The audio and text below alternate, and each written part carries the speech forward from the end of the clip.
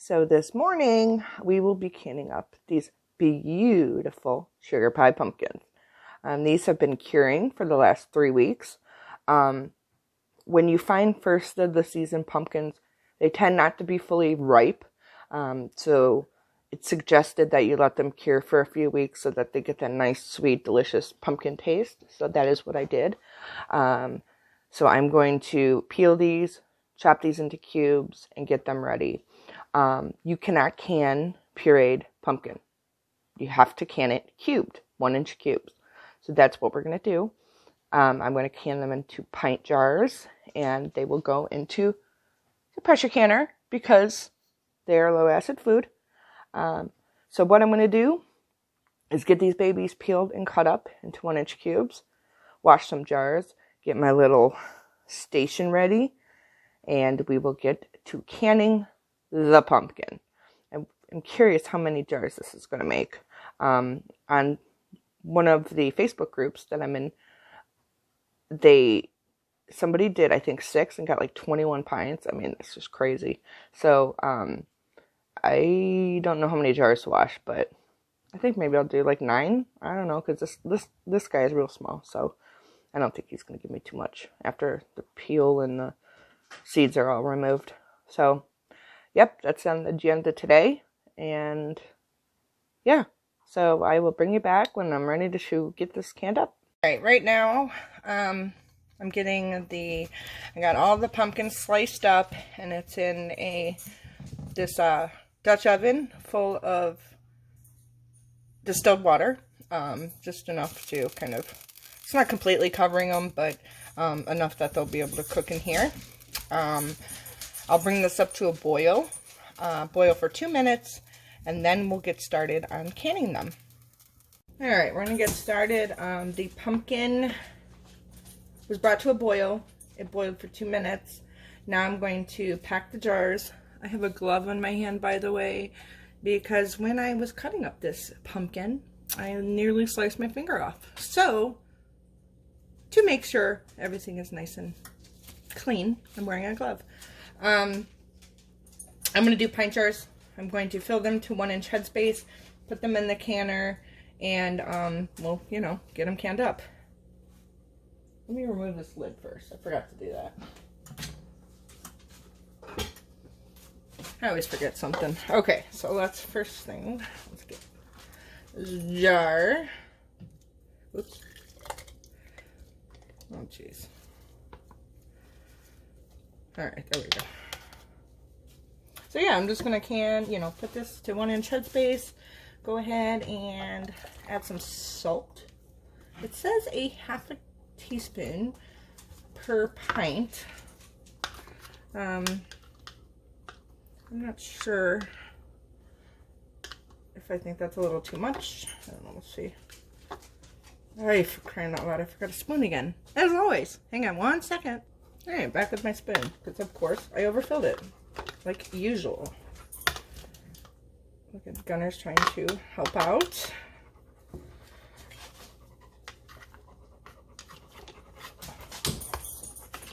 And these process for 55 minutes. Oh man, I hope it doesn't make them mush. Although, I guess if I'm going to be like making pumpkin pie or whatever, it doesn't really matter, does it? Alright, we're at 1 inch. Well, maybe a little. It's so weird to work with this glove, because I feel like I can't feel nothing. Oy. Okay. Maybe I'll get myself together today. There's some salt. Wipe the rim. Did I take the bowls out? See, look at this. I'm such a mess today, guys. I don't know what's going on. The weather. My RA has been not very good. Okay, there we go. Let's do this again. Just pretend like this jar never happened. This was a hot mess. But I don't want to like refilm. So we'll just roll with it. Oh, I hate this stuff. Oh, this is so weird. Oh my goodness, come on. You know what? This is real life, guys. This is real life. Why? Why is it not working? Oh my goodness. That was way too much. Alright. That's a lot of work for one little jar. We'll put them in the canner and get another one. How I don't know where all my pot holders went. You know, always something. So I'm just using a washcloth to take them out. But basically, I do the same thing and put the pumpkin in the jar with the liquid, which I think I already said was just distilled water, because I don't want no sediment in my jar. I'm gonna push these down a little bit. Okay, here's 1 inch. I'm kind of putting like a 1/4 teaspoon of salt, because I think like a little half is too much.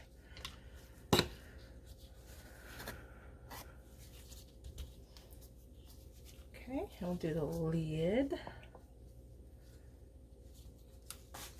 Or rim. Get a lid.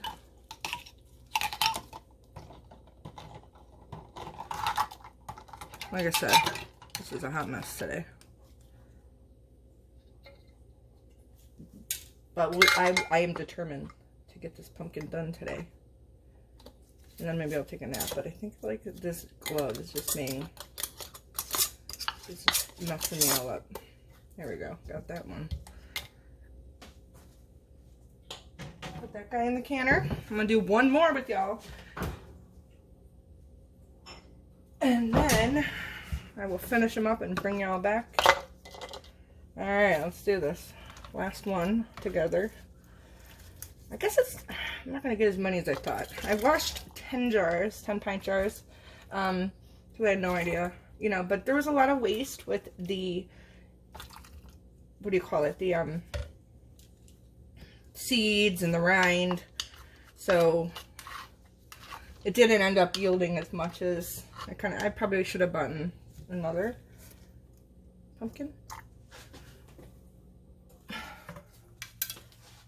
But I did not, so we'll just do what we got. I mean, then again, it's not like we eat pumpkin every day or anything. I mean, mostly I'll probably use it for, like, pumpkin pie or something. A recipe like that around Thanksgiving time. So I'm not too concerned if I only get a few. It was fun nonetheless. I'm just going to debubble this again. Looks mushy already. Well, I guess that's what happens when it's been sitting in that, you know, the water that it was boiling in for more than a few minutes. So of course they're going to get a little softer. But since these will be used more than likely mashed, it doesn't matter because they'll be mashed when I take them out. I been throwing things around. Like I said, real life, y'all. Real life. Alright, so what I'm going to do is get the rest of these canned up. I'll bring you back when the canner, or when I finish with this and the canner is getting ready to start. And we will see what I end up with. Okay, so I got 7 pints of pumpkin. That guy in the middle is maybe a little light, but that's fine. I'll just put a little mark on the top so I know it's on the lighter side. But I still got a full jar out of it, just maybe not quite as much as the others. At any rate, I'm going to go ahead and put the lid on here, crank this baby up, let it vent for 10 minutes, put the weight on, you know, the same old routine for pressure canning. These guys will process for 55 minutes. So yeah, we're going to go ahead and get that. I'll bring it back at some point, but they look great. I'm pretty happy, pretty excited, and we'll see what we come up with. Okay, so it vented for the 10 minutes. I stuck the weight on and we're building up pressure. Once it gets to 11 pounds of pressure, I will, and hangs there for a minute or so, then I'll start the timer for 55 minutes. Keep adjusting the heat so it doesn't get too high and so that it doesn't drop below. Usually, like I think I've mentioned before, it kind of holds on my stove between 3 and 4. Right now I'm at 7, so I'll just keep like gradually lowering it, and hopefully these go well and they come out great. Okay, they just finished processing for the 55 minutes. Turned off the burner, moved it, didn't slide. I gently picked it up and put it on a burner that wasn't on. When the pressure gets down to 0 and our little friend back there drops down, I will take the weight off. Because it's kind of cool outside and although it's kind of warm inside, I still might crack the lid and leave it like that for 10 minutes, remove the lid, and then leave it for at least 5, maybe 10 minutes like that too, to prevent some siphoning. I know pumpkin is different than sweet potato, but because I have so many issues with sweet potatoes, I might take that extra precaution so I don't have the issue with the pumpkin. So yeah, just kind of hanging out, playing with the puppy, and hope these come out great. All right, so my timer just went off. I did let them sit before I cracked the lid. When the pressure went down to 0 and the little thingy dropped, I took off the weight, let it sit for a few minutes, cracked the lid, let it sit for, I think it was like 7 minutes, then took off the lid and gave it an additional 7 or 8 minutes. I can see like in the back there, that one guy back there, he's still going pretty good. I think there was siphoning in here, and then this one right here. I'll get a better idea when I pull them out. But you can see, it looks like they all sealed already. I was hearing them ping, once I cracked the lid, so that's good. Hopefully I didn't lose too much. I mean, the water looks perfectly clear. It doesn't look like there was too much siphoning. It's hard to tell from this angle, so let's go ahead and take them out and see what we come up with. It's hard to get this in here. Okay, I guess this one didn't siphon. Looks pretty good. So I'm just gonna put them all there. I always take them out in the order that I put them in there. That's kind of why I always follow the same pattern. And of course, I like to have them all face out, because I'm neurotic.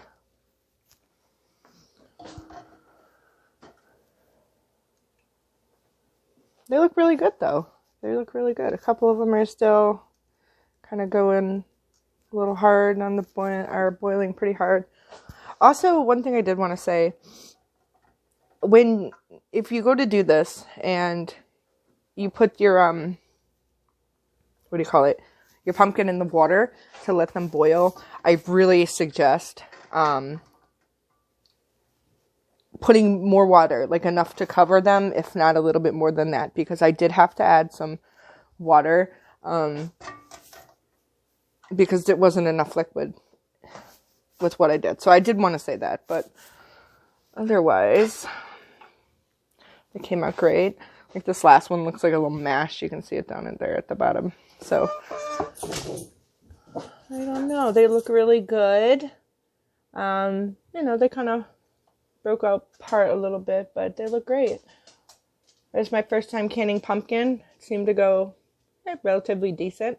I thought there was some siphoning. This guy is still going pretty crazy back here, so I'm going to keep an eye on him. I think that one definitely did siphon. So we'll keep an eye on that guy. Worst case scenario, you have to eat that. I'll make a recipe or something. So anyway, here's the end result. I hope you enjoyed. Hope you all have a great rest of your Friday and nice weekend, and I'll see you next time.